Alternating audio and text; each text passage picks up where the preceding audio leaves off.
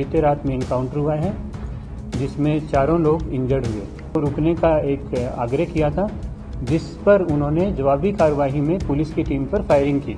4 semi automatic pistol और 1 country made pistol recover हुई है। रंगदारी के लिए पैसे मांगे गए और नहीं देने पर जान से मारने की धमकी भी दी गई थी। डीसीपी संजीव यादव के नेतृत्व में कल रात में बीते रात में बिहार में 4 वांछित अपराधी जिनकी सूचना सीतामढ़ी पुलिस के जरिए क्राइम ब्रांच को मिली थी, उनके साथ एक बीते रात में इनकाउंटर हुआ है जिसमें चारों लोग इंजर्ड हुए। ये चारों लोग जो वांछित थे बिहार में सीतामढ़ी में, वहाँ पर इन्होंने कई सारे क्राइम में ये लोग इन्वॉल्व थे। इनकी इन्फॉर्मेशन बिहार पुलिस के जरिए आई थी और इनकी बिहार पुलिस की एक टीम भी यहाँ पर दिल्ली में मौजूद थी टीम के साथ में। इन चारों लोगों को टेक्निकल इंटरसेप्शन के बेस पर इनकी लोकेशन ली जा रही थी लगातार, लेकिन ये लगातार पुलिस को चकमा दे रहे थे। बीते रात में करीब 2 बजे के आसपास रोहिणी में बहादुर शाह जफर मार्ग पर बेगमपुर जो थाना का इलाका पड़ता है उसमें इनका मूवमेंट लोकेट किया गया था। तो उस समय पुलिस की जो पार्टी थी वहां पर उसने इनको रुकने का एक आग्रह किया था जिस पर उन्होंने जवाबी कार्रवाई में पुलिस की टीम पर फायरिंग की।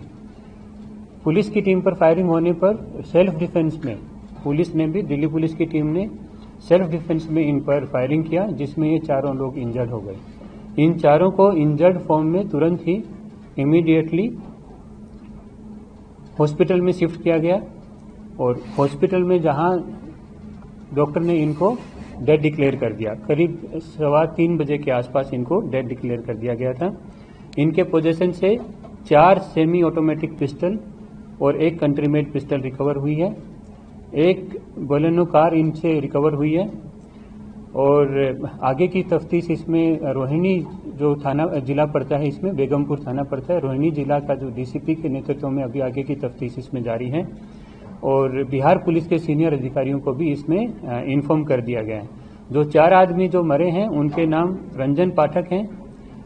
ये पिछले 3 महीने में जो बिहार पुलिस से मिली सूचना के आधार पर पिछले 3 महीने में 5 बड़े ही ड्रेडेड मर्डर के केस वहां पर इंसिडेंट हुए हैं, मर्डर और एक्सटॉर्शन के केस हुए हैं। पहला जो मुकदमा बताया गया वो बाजपट्टी थाना है जिसमें 176 नंबर मुकदमा है। 18 जुलाई का केस बताया गया ये, जिसमें 6 गोली मारकर एक शख्स की वहां पर हत्या कर दी गई थी, सुपारी किलिंग थी ये भी। डुमरा थाना में 418 नंबर एक केस है जो 21 अगस्त को इसी साल अंजाम दिया गया। इसमें 5 गोली मारकर एक आदमी की हत्या की गई थी जिसमें सुपारी किलिंग थी ये भी। एक डुमरा थाने का एक इंसिडेंट था जिसमें 462 नंबर मुकदमा दर्ज हुआ वहां पर, उसमें भी 3 गोली मारकर एक आदमी की हत्या की गई थी।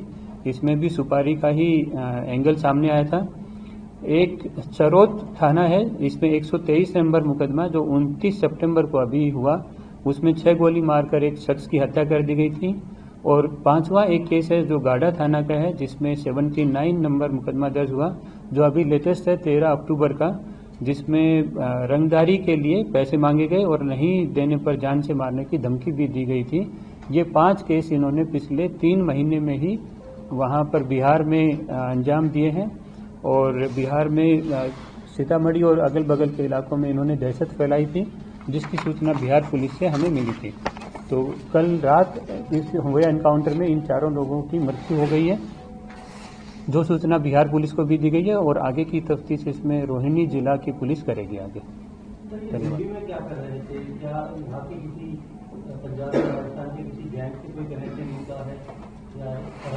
जैसा इसमें एक सवाल ये भी कि बिहार में भी चुनाव है तो क्या दोबारा से बिहार जाकर कोई बड़ी वारदात को सुपारी की?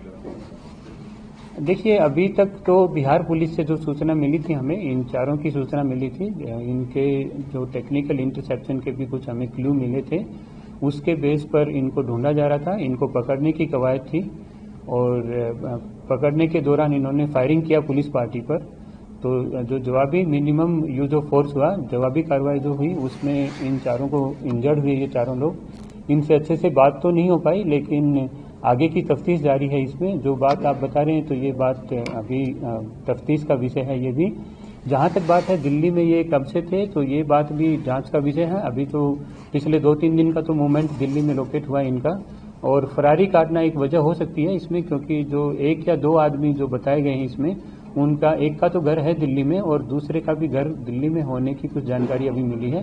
तो ये वजह हो सकती है कि ये वारदात करके यहाँ दिल्ली में फरारी काटने के लिए आए हों। सर, जिस बैनर कार में आए थे उसकी नंबर प्लेट फर्जी नजर आ रही थी, क्या गाड़ी चोरी की है?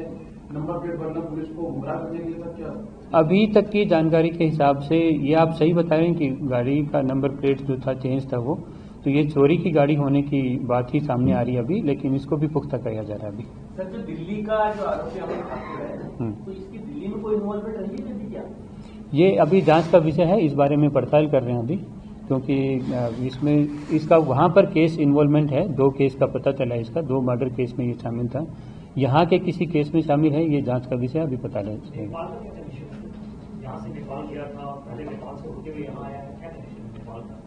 उतनी सूचना अभी हमारे पास नहीं है, जितनी सूचना थी उसी स्टेज पर शेयर की गई आपसे। एकदम पाठक तुम्हारी क्योंकि इसकी कोई पोस्ट लेके आपने पिस्टल लेके सोशल मीडिया पर डाल रहा है, क्या जो बड़े गैंगस्टर हैं लाइक लॉरेंस बिश्नोई वगैरह इनसे प्रभावित है या ऐसा गैंगस्टर बनना चाह रहे थे? सर, इसमें एक सवाल ये भी कि जो बिहार में सीतामढ़ी में इसने गुड्डू नाम के गैंगस्टर और शख्स की हत्या की थी, तो उसके बाद कुछ मीडिया कर्मियों को इसने अपना फोटो और अपने गैंग का प्रोफाइल पूरा भेजा था।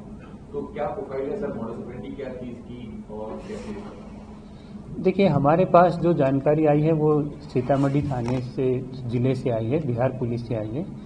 ये बात भी सामने आई है कि ये बहुत ड्रेडेड वारदात में शामिल रहे वहाँ पर। वो वांछित अपराधी थे, पिछले 3 महीने में ही इन्होंने 4 मर्डर केस किए हैं।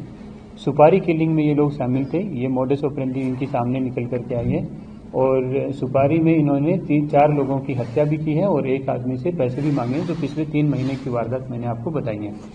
जो रंजन पाठक आदमी है, उसकी टोटल 8 वारदात बताई गई हैं। विमलेश महतो जो है, उसकी टोटल 4 वारदात बताई हैं, जिसमें 3 मर्डर के केस हैं, 1 एक्सटॉर्शन का केस है। अमन ठाकुर भी विमलेश महतो का को एसोसिएट रहे हैं, जो 3 मर्डर केस में और 1 एक्सटॉर्शन के केस में शामिल रहे। और जो 4th आदमी है मनीष पाठक, इसके भी ये भी 2 मर्डर के केस में शामिल रहा है। तो सुपारी करके और मर्डर की वारदात अंजाम देने की इनकी मॉडस ऑपरेंडी रही है। अपने गिरोह का नाम सिग्मा एंड कंपनी क्यों रखा था? इसके पीछे कुछ लॉजिक नजर आया? जैसा मैंने बताया, हमारे पास बहुत पहले से कोई सूचना नहीं थी इसकी। हमारे पास बिहार पुलिस ने सूचना दी, उनकी एक टीम भी यहाँ पर मौजूद थी हमारी टीम के साथ में। जब कार्रवाई हुआ तब भी उनकी टीम मौजूद थी साथ में।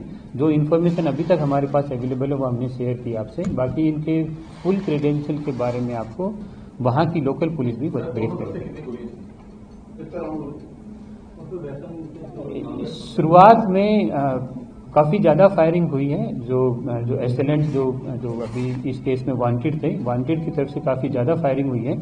लेकिन ये एक जांच का विषय है, जिस पर अभी रोहिणी पुलिस इस पर जांच करेगी पूरा। तो रोहिणी पुलिस अपनी जांच के दौरान इस बारे में किसी कंक्लूजन तक पहुंचेगी कि क्या वारदात में कितना फायरिंग हुआ है। इनसे 4 सेमी ऑटोमेटिक पिस्टल यूज हुए हैं, रिकवर हुए हैं, और 1 कंट्री मेड पिस्टल भी रिकवर हुआ है इनसे।